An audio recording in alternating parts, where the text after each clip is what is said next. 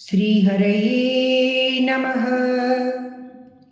दशक 76 उद्धवदूत्यं वृत्तं मन्दाक्रान्त। गत्वा सान्दीपनिमथ चतुष्षष्टिमात्रैरहोभिः सर्वज्ञस्त्वं सह मुसलिना सर्वविद्या गृहीत्वा पुत्रं नष्टं यमनिलयनाद् आहृतं दक्षिणार्थं दत्त्वा तस्मै निजपुरमगाः नादयन् पाञ्चजन्यम् स्मृत्वा स्मृत्वा पशुपसुदृशः प्रेमभारप्रणन्नाः कारुण्येन त्वमपि विवशः प्राहिणोरुद्धवं तं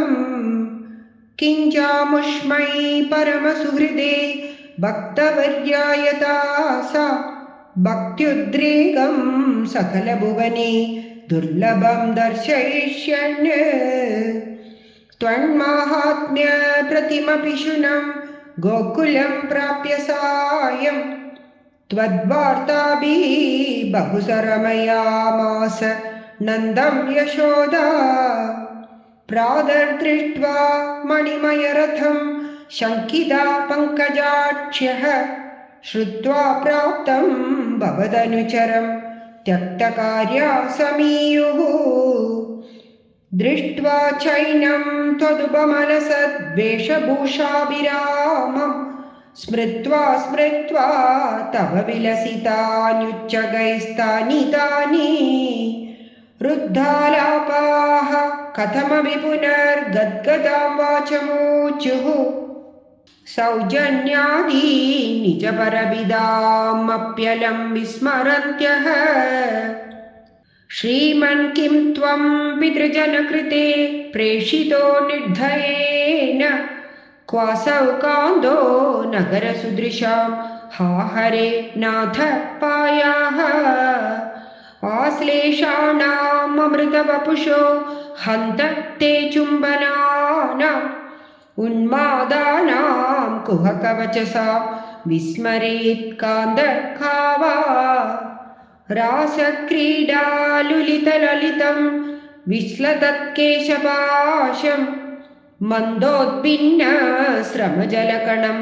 लोभनीयं त्वदङ्गं कारुण्याब्दे सकृदभिः समालिङ्गितुं दर्शयेति प्रेमोन्मादात् भुवनमदन त्वत्प्रियास्त्वां विलेपुः एवं प्रायैर्विवशवचनैः आकुला गोपिकास्ताः त्वत्सन्देशैः प्रकृतिमनयद् सोतविज्ञानगर्भैः भूयस्ताभिर्मुदितमतिभिः त्वन्मयिभिर्वधूभिः तत्तद्वार्ता सरसमनयद् कानिचिद्वासराणि त्वत्प्रोद्गानैः सहितमनिशं सर्वतो गेहकृत्यं त्वद्वार्तैव प्रसरति मितः सैव चोत्स्वापलापाः चेष्टाप्रायस्त्वदनुकृतयः त्वन्मयं सर्वमेवं दृष्ट्वा तत्र व्यमुहदधिकं विस्मयादुद्धवोऽयम् राधाया मे प्रियतममिदं मत्प्रियैवं ब्रवीति त्वं किं मौनं कलयसि सखे मानिनी मत्प्रियेव इत्याद्येव प्रवदति सखी त्वत्प्रियो निर्जने मा इत्थं वादैः अरमयदयं त्वत्प्रियामुत्पलाक्षी एष्यामीद्रा खलुपगमनं केवलं कार्यभाराद् विश्लेषेऽपि स्मरणदृढता सम्भवान्मास्तु केतः ब्रह्मानन्दे मिलति न चिराद् सङ्गमो वा वियोगः तुल्यो वा स्यात् इति तव गिरा सोकरो निर्व्यदास्ताः एवं भक्ति सकलभुवने नेक्षिता न श्रुता वा किं शास्त्रौकैः किमिह तपसा गोपिकाभ्यो नमोऽस्तु इत्यानन्दाकुलमुपगतं गोकुलादुद्धवं तं दृष्ट्वा हृष्टो गुरुपुरपते पाहि माम् आमयौगाद् गोपिका जीवनस्मरणं गोविन्द गोविन्द नारायण अखिलगुरो भगवन्नमस्ते। दशक 77 उपश्लोकोल्पत्ति जरासन्ध युद्धम् वृत्तं प्रहर्षिणी and others। सैरन्द्र्या तदनुच्चिरं स्मरादुरायाः यातोभू सुललितमुद्धवेन सार्धम् आवासं त्वदुपगमोत्सवं सदैव ध्यायन्त्या प्रतिदिनवाससज्जिकायाः उपगते त्वयि पूर्णमनोरथां प्रमथसम्भ्रमकं प्रपयोधरां विविधमाननमादधतीं मुदा रहसि तां रमयां च कृषे सुखम् पृष्ठावरं पुनरसौ अवृणोद्वरागे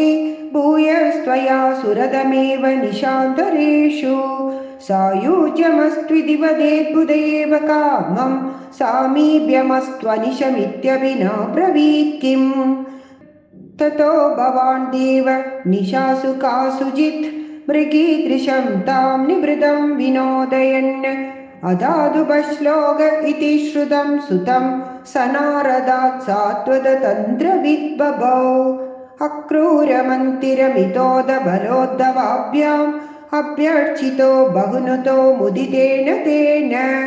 एनं विसृज्य विपिनागतपाण्डवेय वृत्तं विवेदित तथा धृतराष्ट्रचेष्टाम् विगाता च मातुः परमसुहृदो भाजनपतेः जरासन्धेरुन्धत्यनवधिरुषान्देत मथुरां रथाद्यैर्द्योर्लब्धैः कतिपयबलस्त्वं बलयुतः त्रयोविंशत्यक्षौहिणी तदुपनीतं समहृताः बद्धं बलातद बलेन बलोत्तरं त्वं भूयो बलोद्यमरसेन मुमोचितैनम् निशेषदिग्जय समाहृत विश्वसैन्याद् कोऽन्यस्ततो हि बलः पौरुषवांस्ततानीम्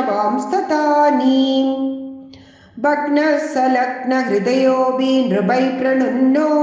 युद्धं त्वया व्यथित षोडश कृत्वा एवम् अक्षौहिणी शिव शिवास्य जगन्त विष्णो सम्भूय सैकनवतित्रिशतं तदानीम् अष्टादशेस्य समरे समुपेयुषी त्वं दृष्ट्वा पुरोत यवनं यवनत्रिकोट्या त्वष्ट्राविदाप्य पुरमाशुपयोधिमध्ये तत्राथ योगबलतः स्वजनाननैषीः पद्भ्यां त्वं पद्ममाली चकितैव पुराद् निर्गतो धावमानो म्लेच्छेशेनानुयातो वद सुकृतविहीनेन शैलेन लैषीः सुप्तेनाङ्ग्र्याहतेन द्रुतमदमुचुकुन्देन भस्मीकृतेऽस्मिन् भूपायास्मै गुहान्तः सुललितवपुषा तस्तिषे भक्तिभाजे ऐक्ष्वाकोऽहं विरक्तोऽस्म्यखिल नृपसुखे त्वत्प्रसादैककाङ्क्षी हा देवीति स्तुवन्तं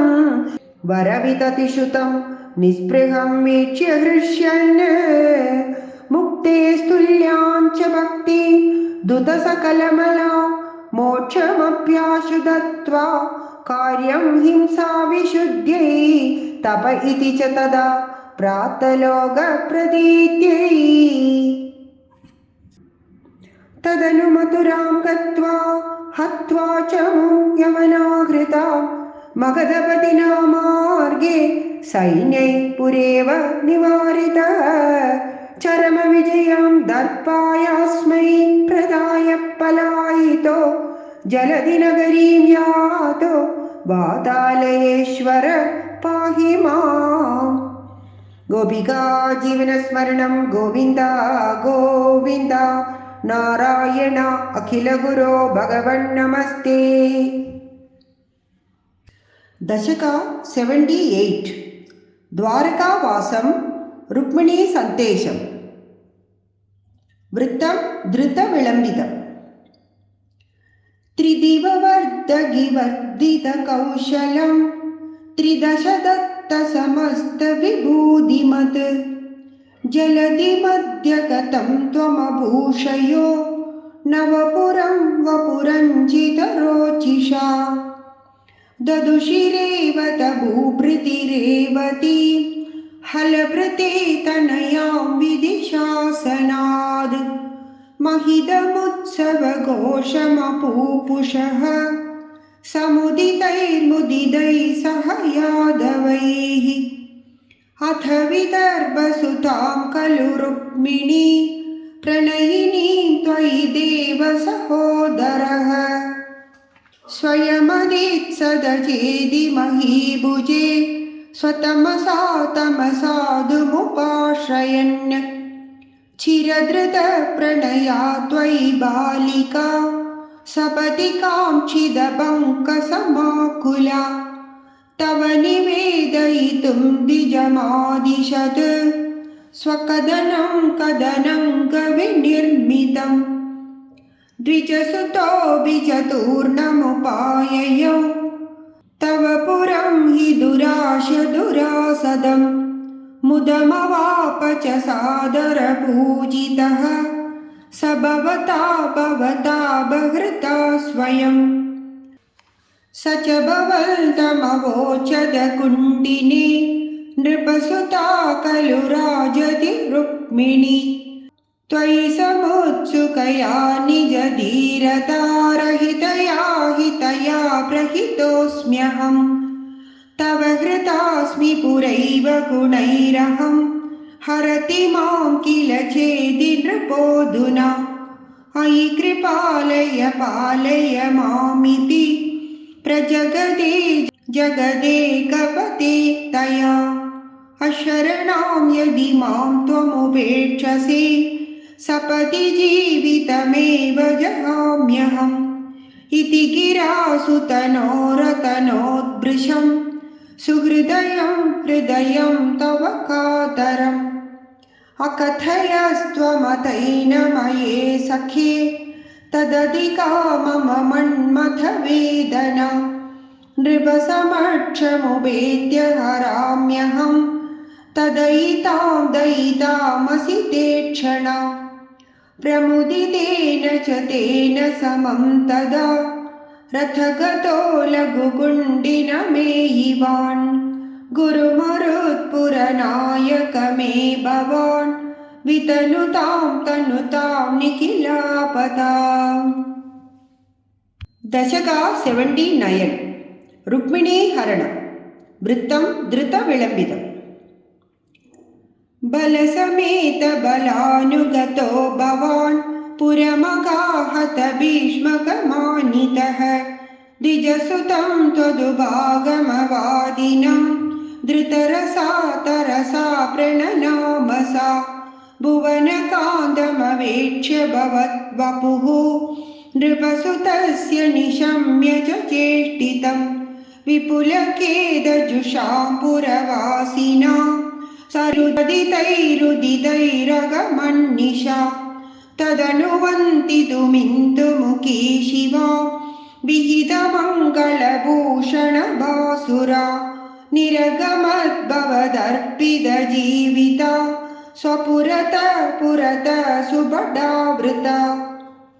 कुलवधूभिरुभेद्य कुमारिका गिरिसुतां परिपूज्य च सादरम् मुहुरया च तत्पदपङ्कजे निपतिता पतितां तव केवलम् समवलोककुतूहलसङ्कुले नृपकुले निभृतं त्वयि च स्थिते नृपसुता निरगाद्गिरिजालयाद् सुरुचिरं रुचिरञ्जितदिङ्मुखा भुवनमोहनरूपरुचा तदा विवशिताखिलराजकदम्बया त्वमपि देवकटाक्षविमोक्षणैः प्रमदयामदयाञ्च कृषेमणाक् क्वनु गमिष्यसि चन्द्रमुखीदितां सरसमेत्य करेण हरन्क्षणाद् समधिरोप्य रथं त्वमपाहृताः भुवि ततो विततो निनदो द्विषाम् क्वनु गतः पशुपाल इति कृथा कृतरणाय दुभिश्च जिता नृपाः न तु भवानुदचाल्यदतैरहो पिशुनकैशुनकैरिव केसरी तदनु रुक्मिणमागधमाहवे वधमुपेक्ष्य निबध्य विरूपयन्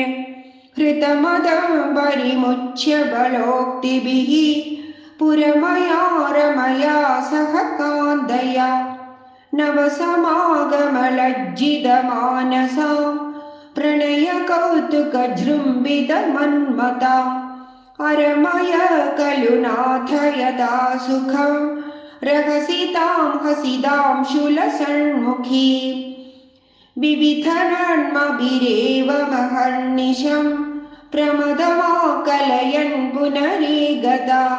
ऋजुमते किल वक्रगिरा भवान् वरतनो रतनो दधिलोलता तदधिकैरदलालनकौशलैः प्रणयिनीमधिकं सुखयन्निमा अयि मुकुन्द भवच्चरिदानिनः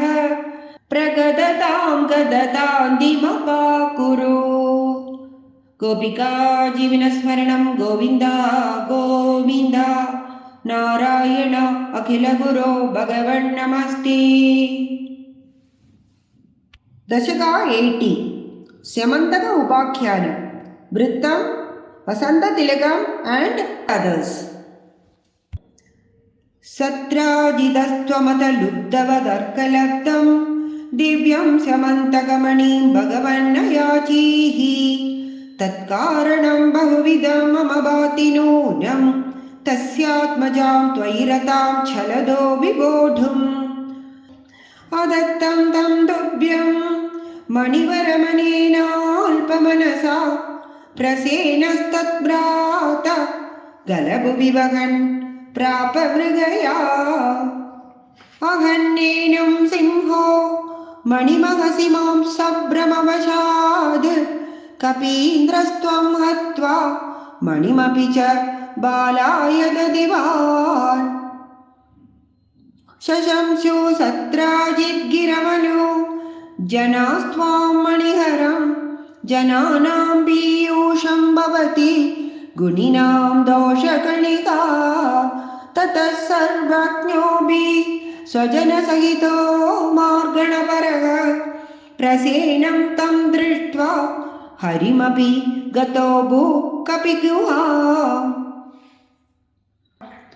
भवन्तमविदर्कयन्नतिवया स्वयं जाम्बवान् मुकुन्दशरणं इमां कैहरोधुमित्यालपन्